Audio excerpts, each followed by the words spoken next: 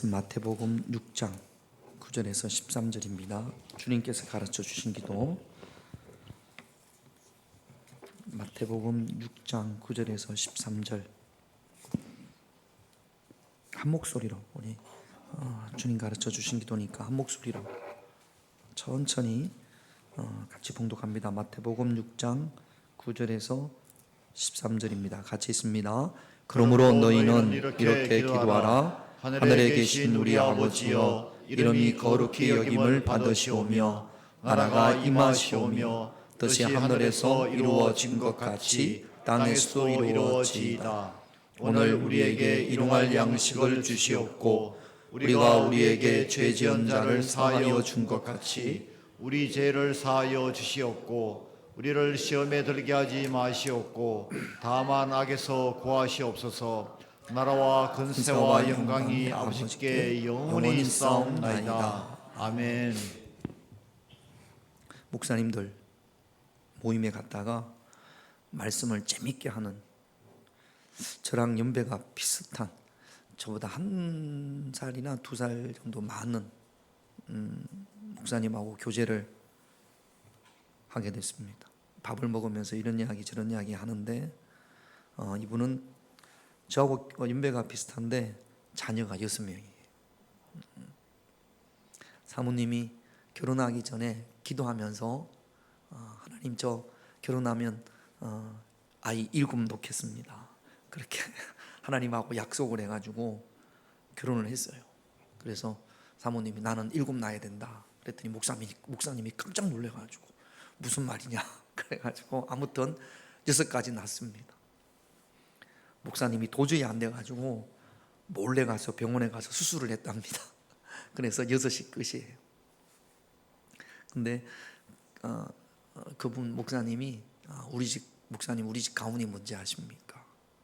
그래서 목사님 집 가훈이 뭡니까? 그랬더니 우리 집 가훈은 아이들한테 그렇게 늘 이야기한다라는 겁니다. 우리 집 가훈은 나가서 잘 먹자.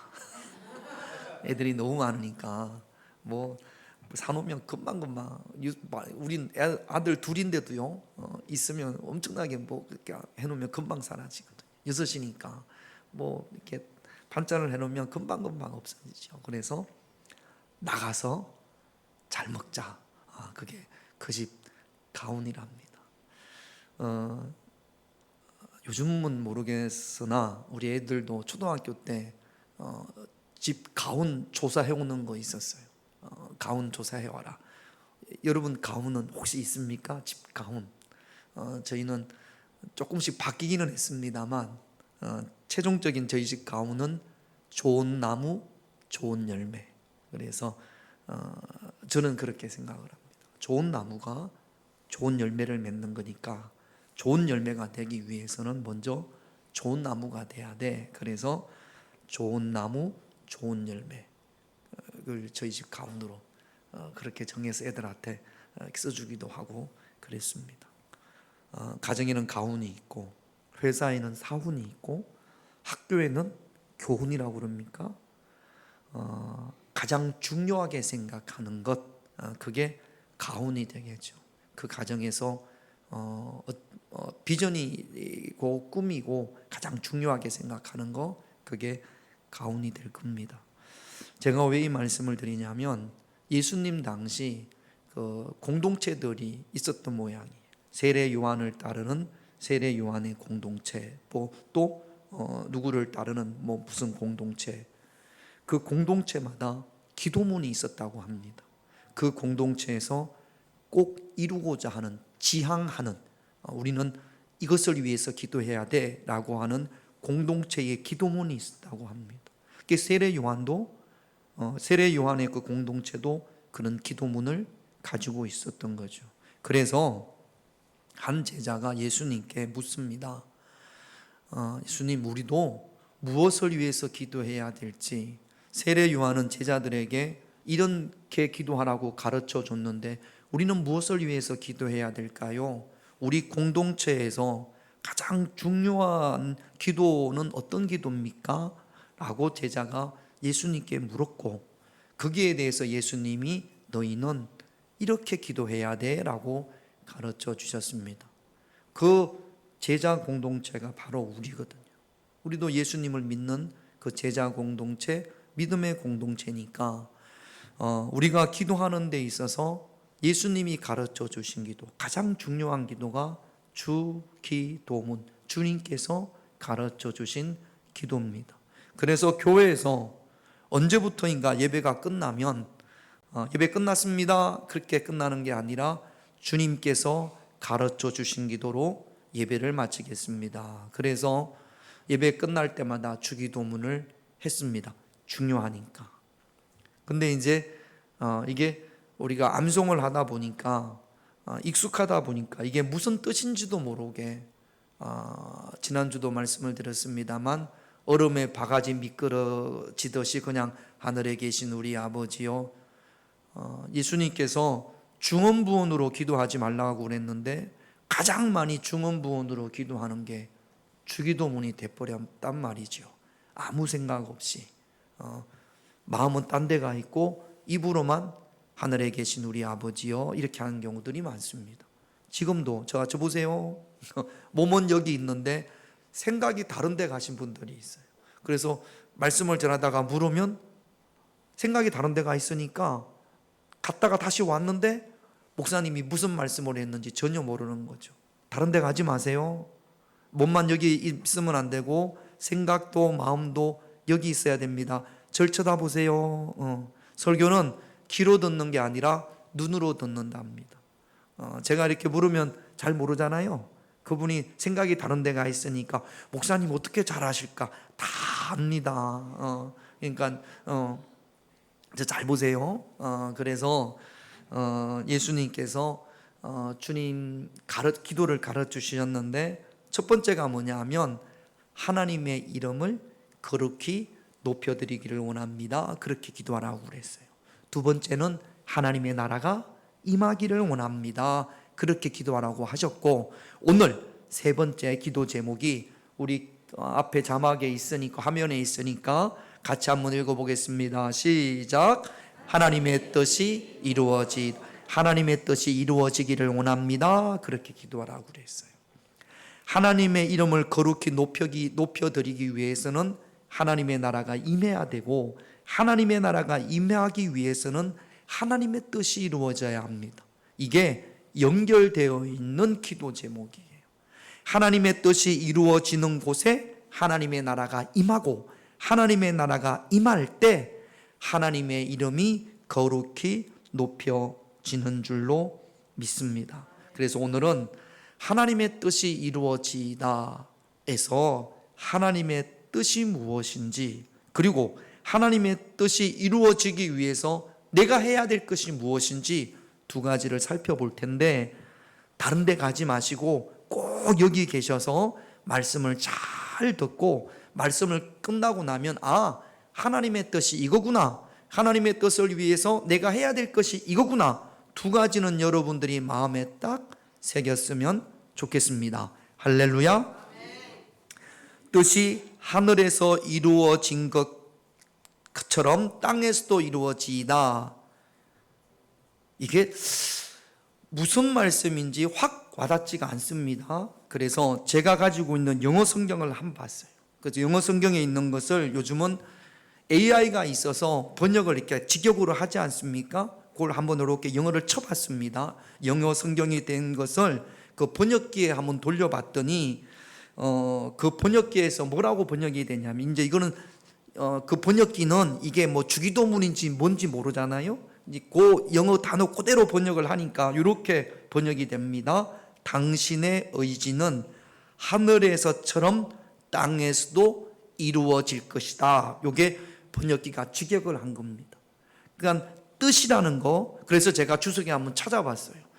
뜻이라는 헬라어 단어가 뭔지 찾아봤더니 여기서 말하는 뜻이라고 번역된 헬라어 단어는 델레마라고 그렇게 읽혀집니다. 그 뜻이 의지, 원함, 뜻 이렇게 번역이 돼요.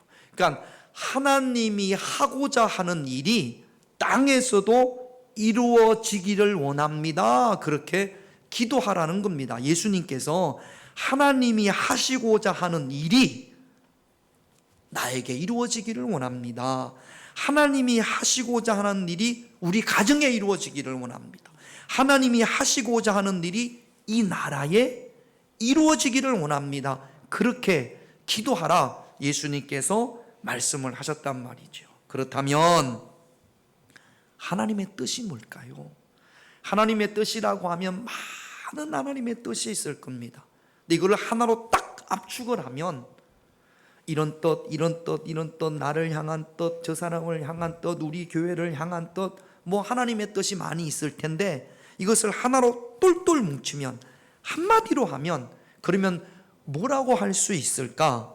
여러분, 요한복음 10장 10절을 한번 볼게요. 요한복음 10장 10절 같이 읽습니다. 시작. 내가 온 것은 양으로 생명을 얻게 하고 더 풍성히 얻게 하려는 것이라. 예수님이 이 땅에 오신 것 누구의 뜻이에요? 하나님의 뜻이에요. 하나님이 뜻을 가지고 예수님을 이 땅에 보내주셨습니다. 예수님이 이 땅에 온 것이 하나님의 뜻인데, 그러면 예수님께서 이 땅에 왜 오셨냐? 생명을 얻게 하려고. 양이라는 것은 택한 백성, 우리를 말하는 거겠죠. 우리로 하여금 생명을 얻게 하고 더 풍성히 얻게 하시려고 예수님이 이 땅에 오셨단 말이죠. 그러니까 하나님의 뜻은 무엇이냐? 우리로 하여금 생명을 얻게 하고 더 풍성히 얻게 하는 것, 이것이 하나님의 뜻인 줄로 믿습니다. 그 과정 가운데에서 고난도 있고, 뭐 때로는 기쁨도 있고, 때로는 유혹도 있죠. 그런 과정을 거치면서 결론이 무엇이냐? 하나님께서 정말로 원하시는 것이 무엇이냐? 생명을 얻게 하는 것, 그리고 더 풍성히 얻게 하는 것. 그러니까 나를 향하신 하나님의 뜻은 하나님으로부터 말미암아 내가 생명을 얻고 더 풍성히 얻게 하는 것, 그 생명이 더 풍성하게 되는 것, 이것이 하나님의 뜻이라는 겁니다. 정신박야가 지적장애라고 해요.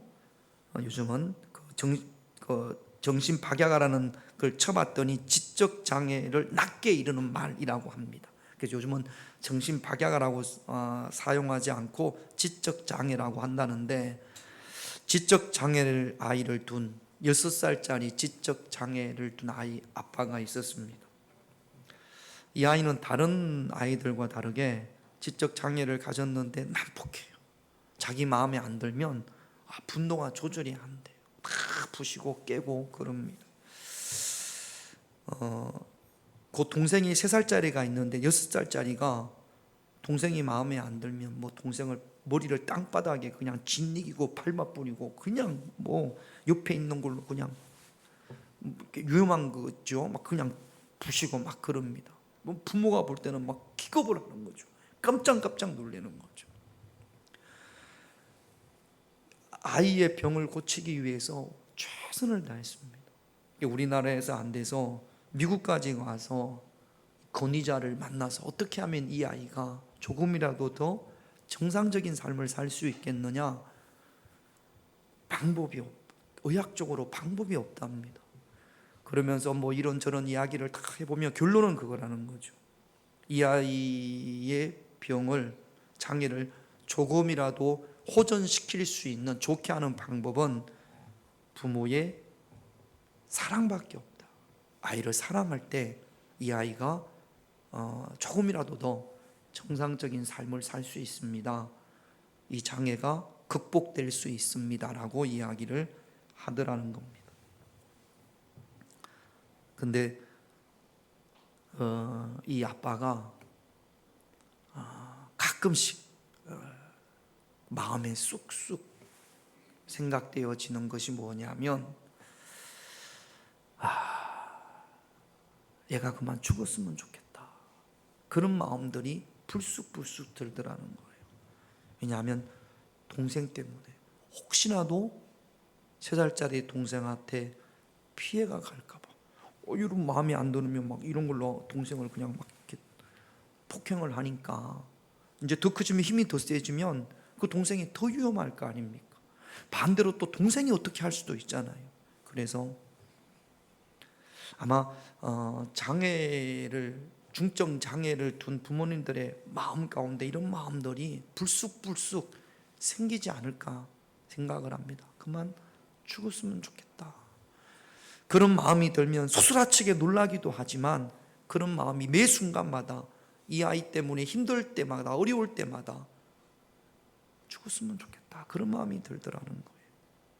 그런 어느 날 친구가 신앙생활을 한번 해보지 않겠냐, 교회를 한번 다녀보지 않겠냐. 그래서 친구의 권유로 교회를 출석하기 시작을 했습니다.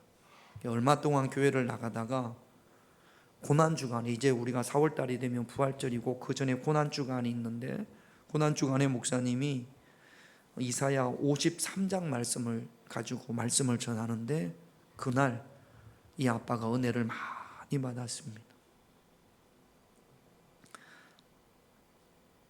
예수님이 나 때문에 십자가에 달려 돌아가셨고, 자신이 예수님을 십자가에 못 박은 죄인이라는 사실을 확실하게 깨달았습니다. 예수님이 나 때문에 십자가에 못 박혔구나. 내가 예수님을 십자가에 못 박았구나. 내 죄로 인해서 예수님께서 십자가에 못 박히셨구나. 그리고 예수님께서 십자가에 못 박히시면서 나의 모든 죄가 깨끗이 사해졌구나. 얼마나 그 예수님의 용서가 감사하여서 감동이 되어서 하나님 앞에 눈물로 기도했는지 모릅니다. 주님, 나를 용서해 주셔서 너무너무 감사합니다. 그런데요, 그때부터 큰아들, 이 아들을 바라보는 아빠의 마음이, 그전에는 그런 게 없었는데 진심으로 사랑하는 마음이 생기더라는 거예요. 사랑으로 끝나는 것이 아니라 어느 순간 자기가 감사하더라는 겁니다. 하나님, 나에게 이 아이를 주셔서 너무너무 감사합니다. 그냥 머리로만 감사한 것이 아니라 진심으로 감사하게 되더라는 겁니다. 하나님 감사합니다. 하나님께서 나 같은 죄인에게 이런 귀한 소중한 생명을 주신 것을 감사합니다. 그렇게 고백되어지더라는 거예요. 근데 신기한 건 그때부터 아이가 조금씩 좋아지더라는 겁니다. 여러분, 하나님의 뜻, 우리가 하나님의 뜻을 알게 되었을 때 우리에게 닥쳐진 슬픔과 고난, 극복할 수 있는, 이겨낼 수 있는 힘이 되는 줄로 믿습니다. 하나님의 뜻을 알 때 그 감동과 감격으로 인하여서 슬픔 속에서도 하나님을 찬양할 수 있습니다. 그리고 그것이 은혜이고 축복인 줄로 믿습니다. 여러분, 찬송가 549장은 독일의 루트교 목사님이었던 베냐민 슈몰크 목사님이라는 분이 가사를 쓴 찬송이 549장입니다. 오래전에 독일에, 우리가 최근에 코로나처럼 전염병이 많이 유행을 했던 그런 시기가 있었던 모양입니다. 그러니까 전염병에 걸리니까 아무도, 사람들이 그 병에 걸린 사람을 만나려고 하지를 않아요.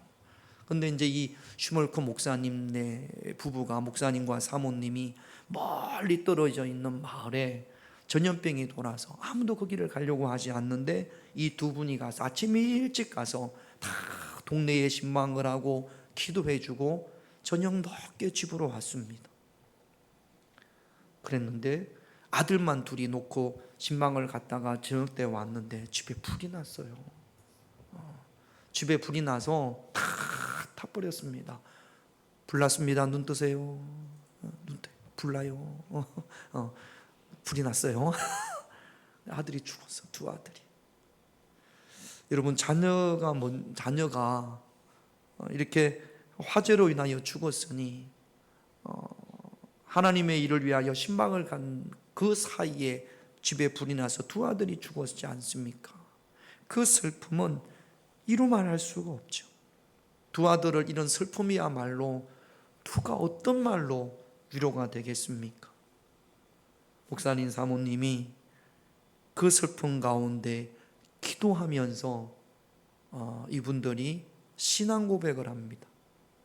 그 기도문이, 그 신앙 고백이 찬송가 549장이에요. 가사 내용이 이렇습니다. 한번 띄워주실래요? 자, 1절을 보면 한번 보세요, 여러분. 내 주여 뜻대로 행하시옵소서. 온 몸과 영혼을 다 주께 드리니 이 세상 고락간 주 인도하시고 날 주관하셔서 뜻대로 하소서. 2절을 보면 내 주여 뜻대로 행하시옵소서. 큰 금심 중에도 낙심케 마소서. 주님도 때로는 울기도 하셨네. 날 주관하셔서 뜻대로 하소서. 3절은요, 내 주여 뜻대로 행하시옵소서. 내 모든 일들을 다 주께 맡기고 저 천성 향하여 고요히 가리니 살든지 죽든지 뜻대로 하소서. 이 가사 내용에 두 아들을 잃은 아빠의 어떤 원망 또는 분노 이런 건 전혀 찾아볼 수가 없습니다. 이 가사 내용이 주님의 뜻이 반드시 이루어질 줄로 믿습니다. 나를 사용하셔서 주님의 뜻을 이루시옵소서. 그 신앙의 고백입니다. 여러분, 주님의 뜻을 알 때, 주님의 뜻을 발견할 때 우리에게 닥쳐진 어떤 슬픔도 능히 이겨낼 줄로 믿습니다. 그러므로 우리는 주님의 뜻을 찾아야죠. 기쁨의 현장에서 주님의 뜻을 찾고, 고난의 현장에서 주님의 뜻을 찾고, 슬픔의 현장에서 주님을 찾아야 합니다. 구약에서 예수님의 그림자라고 불려지는 인물이 요셉입니다. 요셉은 형들의 질투로 인해서 언 20냥의 미디안 그 상인들에게 노예로 팔려집니다. 노예로 팔려간 그곳에서 요셉은 나를 향하신 하나님의 뜻이 뭘까? 왜 하나님께서 나를 이곳으로 보내셨을까? 하나님의 뜻을 찾습니다. 하나님의 뜻을 찾는 자들은 유혹에 넘어가지 않습니다. 주인의 아내가 요셉을 유혹합니다. 그런데 요셉은 그 유혹에 넘어가지 않습니다. 하나님의 뜻을 찾으니까요. 그 유혹을 이겨낸 결과가 무엇이냐 하면 또 감옥에 갇히게 됩니다. 요셉은 감옥에서도 하나님의 뜻을 찾습니다. 요셉은 나중에 애굽의 큰 기근 가운데서 수많은 사람들이 죽을 수밖에 없는 상황에서 그 애굽을 건져내는, 애굽의 수많은 사람들을 살리는 그 일을 요셉이 합니다. 나중에 기근 때문에 애굽의 양식을 구하러 왔던 형들과 마주칩니다. 형들이 알았어요. 자기들이 판 동생이 애굽의 총리가 되었다는 사실을 알고 너무 두려워합니다. 그때 요셉이 그 형들에게 이렇게 이야기합니다. 창세기 45장 5절을 볼게요. 같이 있습니다. 당신이 나를 이곳에 팔았다고 해서 근심하지 마소서, 한탄하지 마소서. 하나님이 생명을 구원하시려고 나를 당신들보다 먼저 보내셨나이다. 자, 저 보세요. 저 좀 보세요.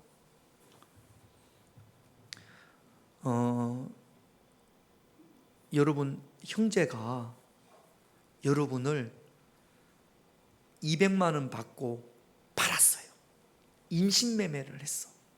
그러면 어떻게 그 형을 또는 그 누나를 어떻게 용서할 수 있겠습니까? 제가 여러분들을 팔면 어떻게 여러분 그렇게 괜찮겠습니까? 어떻습니까, 여러분? 형이 나를 팔았어. 형제들이 나를, 아니 창세기를 읽어보면 처음부터 팔려고 한 건 아니에요. 처음에는 어떻게 했어요? 죽이려고 했다고.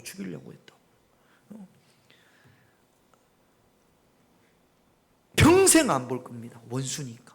형님들이 나를 죽이려고 했으니까. 그런데 요셉은 그 가운데서 형들을 향한 분노, 원망, 이게 왜 없겠습니까? 왜 없을 수가 있겠어요? 형들이 나를 팔았으니까, 죽이려고 했다니까. 구덩이에 넣고 죽이자! 저놈들 죽이자! 저놈을 죽이자! 그랬더니 한 사람은 죽이지는 말자. 왜 죽여야지? 죽이지는 말자. 그러다가 상인이 지나가니까 죽여서 우리한테 좋을 게 뭐가 있냐? 돈 받고 팔자. 그래가지고 언 몇 개 받고? 다른 데 가지 마시라니까. 언 몇 개 받고? 20개 받고 팔았단 말이죠. 그런데 그 형들이 이제는 자기는 높은 사람이 되고 자기 앞에 무릎을 꿇고 어쩔 줄을 몰라요. 그러면 여봐라! 그래가지고 막 그렇게 했을 텐데 요셉은 뭐라 하겠다고요? 형님들 근심하지 마세요. 형님들이 나를 판 것은 질투 때문에 팔았거든요. 근데 그렇게 하지 않고 하나님이 생명을 구원하시려고 나를 당신들보다 먼저 이곳으로 보냈습니다. 내가 팔려온 것은 누구의 뜻이라고요? 하나님의 뜻이라고요. 그렇게 해서 요셉이 기근 때문에 죽을 수밖에 없는 수많은 애굽의 사람들을 요셉이 살려낼 것은 이걸 위해서 하나님께서 나를 보내신 거예요. 형님들 걱정하지 마세요. 염려하지 마세요. 그렇게 이야기한단 말이죠. 그 밑에 창세기 45장 7절도 한번 볼게요. 같이 있습니다.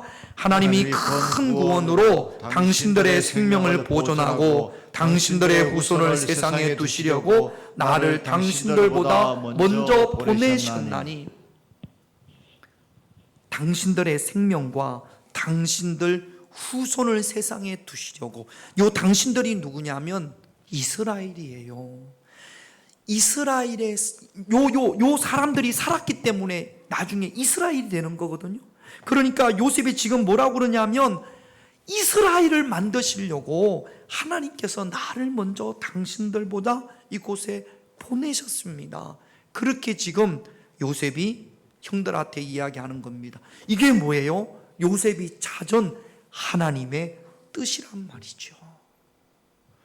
결국 이렇게 되어서 이스라엘이 생겨지고 이스라엘을 통해서 예수 그리스도가 이 땅에 오신 줄로 믿습니다. 그러니까 우리가 크게 보면 요셉이 애굽으로 팔려가고 또 성적인 유혹을 극복했음에도 불구하고 감옥에 들어가고 그런 과정을 통해서 예수 그리스도가 이 땅에 오신 겁니다. 하나님이 예수 그리스도를 보내시는데 요셉이 하나님의 귀한 도구로 쓰임을 받았단 말이죠. 여기에 대해서 그 과정 가운데서 형들이 나를 팔고 내가 구덩이에 들어가고 이런 고난이 있었지만 오히려 그 모든 것을 하나님의 뜻으로 받아들였고 또 하나님은 요셉을 사용하셔서 예수 그리스도를 이 땅에 보내시는 이스라엘을 만드는 그런 일을 하셨단 말이죠. 여기에 대해서 요셉이 하나님이 나를 도구로 사용하신 것 뿐입니다. 많은 생명을 살리기 위해서 하나님이 당신들보다 나를 이곳으로 먼저 보냈습니다라고 고백을 하는 거죠. 여러분, 하나님의 뜻을 발견했을 때 우리는 용서할 수 있습니다. 할렐루야.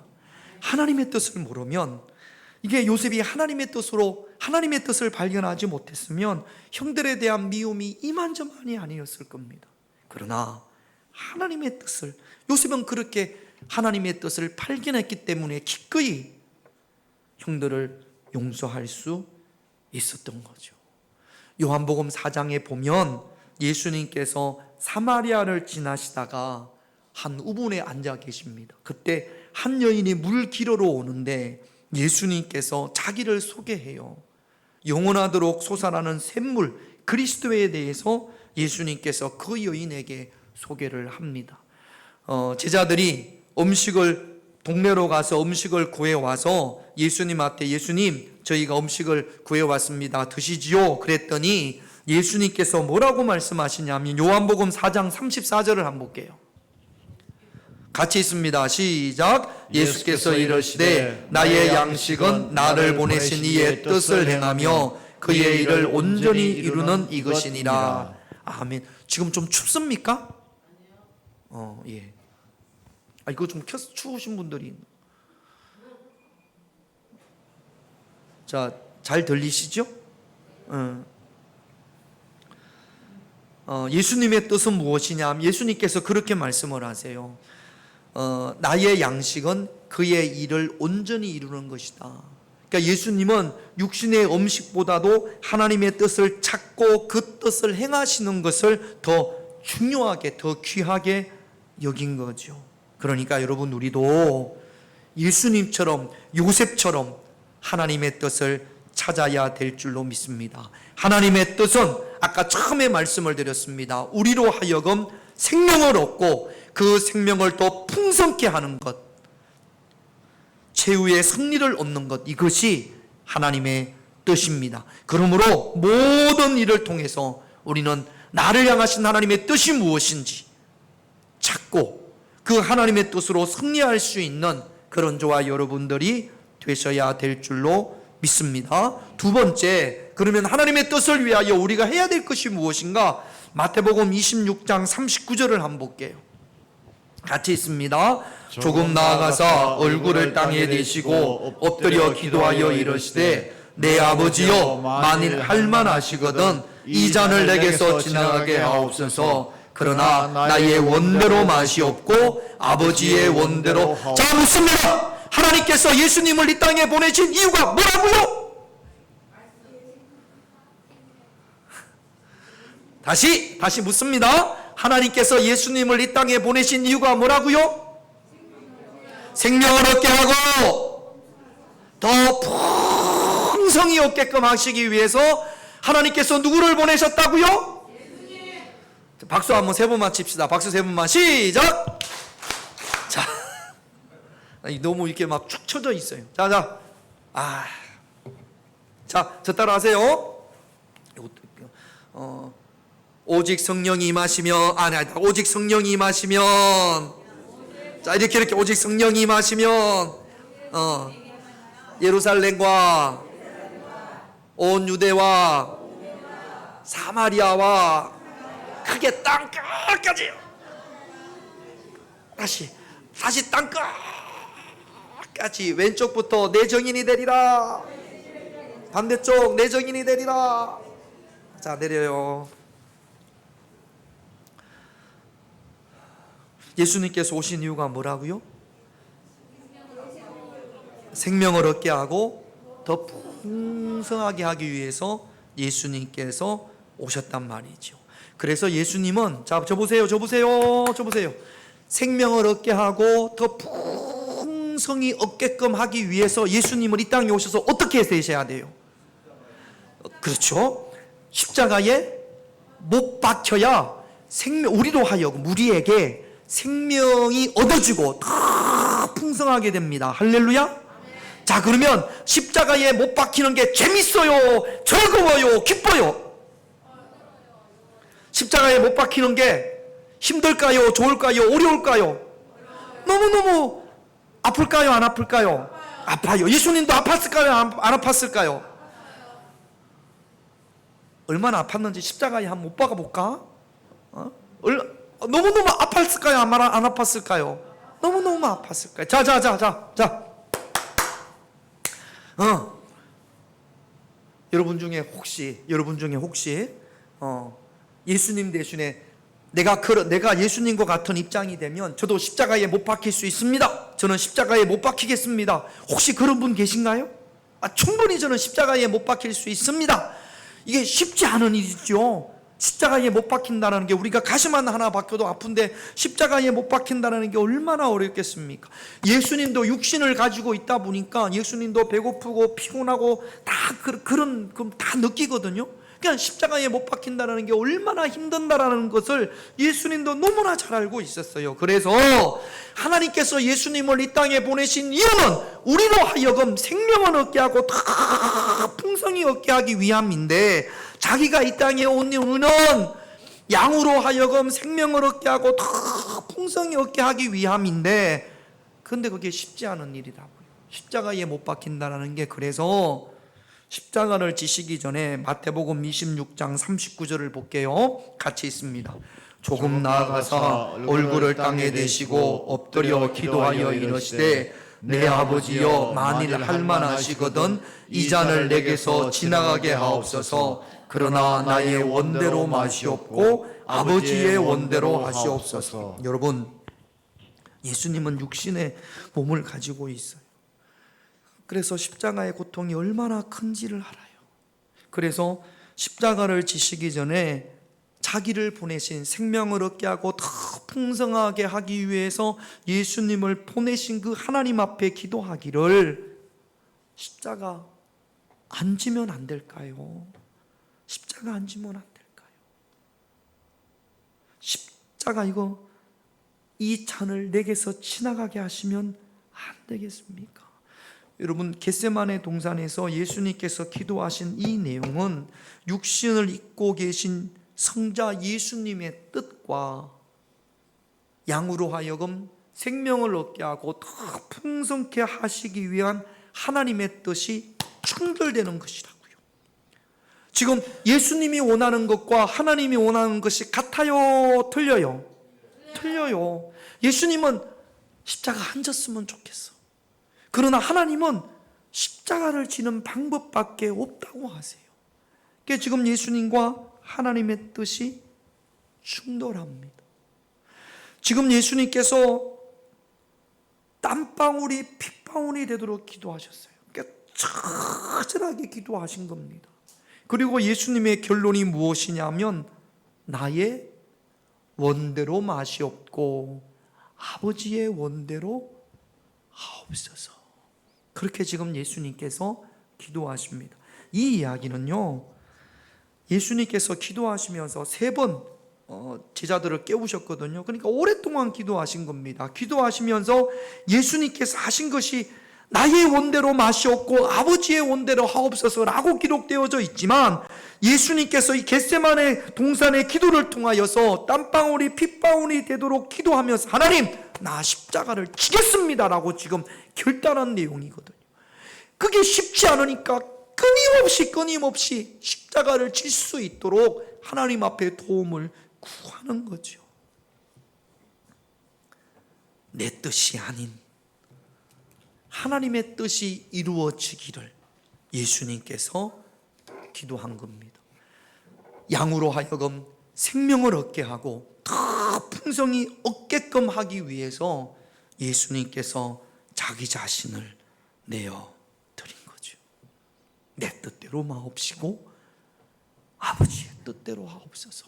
하나님의 뜻이 이루어지기 위해서, 하나님의 뜻을 이루어지기 위해서 나를 사용하시옵소서. 예수님께서 그렇게 자신을 하나님의 뜻을 위하여 내어드린 겁니다. 그러면서 예수님께서 우리를 향해서 뜻이 이루어지기를 하나님 앞에 기도하라고 말씀하신 거거든요. 하나님의 뜻이 이루어지기 위해서는 내가 하나님 앞에 나를 내어드려야 되는 겁니다. 그래야 하나님의 뜻이 이루어지는 거거든요. 하나님의 뜻을 위하여 나를 도구로 사용하여 주시옵소서. 그렇게 예수님께서 기도하고 계시고, 또 우리에게도 그렇게 기도하라고 말씀을 하시는 겁니다. 누가복음 1장 38절을 볼까요? 같이 있습니다. 마리아가 이르되, 주여, 요정이 오니 말씀대로 내게 이루어지이다 하매 천사가 떠나니라. 마리아가 그렇게 기도합니다. 나를 사용해 주세요. 양으로 하여금 생명을 얻게 하고 더 풍성히 얻게 하는 데 있어서 마리아가 나를 사용하여 주시옵소서. 주님의 뜻이라면 내가 주님의 뜻을 따르겠습니다 라고 마리아가 자신을 내어드리는 겁니다. 로마서 6장 13절을 볼까요? 같이 있습니다. 또한 너희 지체를 불의의 무기로 죄에게 내주지 말고 오직 너희 자신을 죽은 자 가운데서 다시 살아난 자 같이 하나님께 드리며 너희 지체를 의의 무기로 하나님께 드리라. 하나님께 드리는 자들을 통하여서 이 땅에 하나님의 뜻이 이루어지는 줄로 믿습니다. 죽은 자 가운데서 다시 살아난 자 같이 예수님을 말씀하시 의미하는 거거든요. 그러니까 예수님처럼 하나님께 드리라는 겁니다. 예수님처럼 우리의 지체를 의의 무기로 하나님께 드릴 때 하나님은 우리를 통하여 하나님의 뜻을 이 땅에 이루시는 거죠. 예수님께서 자기를 드리셨기 때문에 부활의 영광을 누리게 된 거고, 요셉도 자신을 드렸기 때문에 수많은 생명을 살린 거고, 마리아 또한 자신을 드렸기 때문에 구원의 기쁨을 누리게 되는 겁니다. 하나님의 도구로, 하나님의 뜻을 위하여 하나님의 도구로 나를 내어 드릴 때 고난으로 끝나는 것이 아니라 하나님의 영광에 참여하게 될 줄로 믿습니다. 그런데 하나님 앞에 나를 내어 드리는 것이 결코 쉽지 않기 때문에 예수님마저도 땀방울이 핏방울이 되도록 처절하게 기도했던 것처럼 하나님의 뜻을 위하여 나를 내어 드리겠습니다라는 것이, 나를 내어 드리는 것이 너무나 힘들고 어렵기 때문에 기도하라는 겁니다. 하나님, 내가 하나님의 뜻을 위하여 나를 내어 드릴 수 있는 그런 믿음과 은혜를 달라고 기도하라고 예수님께서 제자들에게 말씀을 하시고 우리 또한 기도해야 될 줄로 믿습니다. 하나님의 뜻이 나를 통하여 이루어질 수 있도록, 여러분, 하나님의 뜻이 나를 통하여 이루어지는 것을 너무 크게 생각하지 마세요. 삶의 작은 부분들에서 우리는 자존심 때문에 또는 교만 때문에 또는 게으름 때문에 이런저런 이유 때문에 하나님의 뜻을 이루기 위하여 나 자신을 내어드리지 못할 때가 참 많습니다. 하나님의 뜻을 위하여 나 자신을 드리지 못하는 그 이유가 어떤 것들이 있습니까? 하나씩 하나씩 제거해 나갈 때, 하나님의 뜻을 위하여 하나님이 나를 사용하시도록 내어드릴 때 그것을 막는 것이 어떤 건지를 알고 기도하면서 하나님 앞에 더 많이 나를 내어드릴 수 있는 그런 저와 여러분들이 되시기를 주님의 이름으로 축원드립니다. 하나님의 뜻이 이루어지는 곳에 하나님의 나라가 임하고, 하나님의 나라가 임할 때 하나님의 이름이 거룩히 높여지는 줄로 믿습니다. 이번 한 주간은요, 하나님의 뜻을 위하여 나를 내어드릴 것이, 내가 내어드릴 것이 어떤 것이 있는지, 하나님의 뜻은 생명을 얻게 하고 더 풍성히 얻게 하는 것, 이것이 하나님의 뜻입니다. 우리가 그런 은혜를 받았단 말이죠. 이제 이 땅에 하나님의 뜻이 이루어지는 데 있어서, 내 삶에 하나님의 뜻이 이루어지는 데 있어서 우리 교회와 가정에 하나님의 뜻이 이루어지게끔 하기 위하여 내가 하나님 앞에 내어드려야 될 것, 하나님 앞에 온전히 내어드려야 될 것이 무엇인지를 기도하고 하나님의 도우심을 받아서 예수님처럼, 요셉처럼, 마리아처럼 하나님을 내어드림으로 하나님의 영광에 참여할 수 있는 저와 여러분들이 되시기를 주님의 이름으로 축원드립니다. 기도 제목 보겠습니다. 1번 같이 있습니다. 시작. 하나님의 뜻을 찾게 하옵소서. 하나님의 뜻을 찾아야 됩니다. 2번 같이 있습니다. 하나님의 뜻을 위해 기꺼이 나를 되어드릴 수 있도록 기도하게 하옵소서. 하나님의 뜻을 위하여 내가 내어드려야 될 부분이 어떤 부분인지 알고 하나님의 도우심을 구하십시다. 3번 같이 있습니다. 하나님의 뜻을 위해 나를 내어드림으로 주님의 영광에 참여하게 하옵소서. 온전히 내어드림으로 하나님의 영광에 참여할 수 있는 저와 여러분들이 되시기를 이 시간 우리가 함께 기도하기를 원합니다.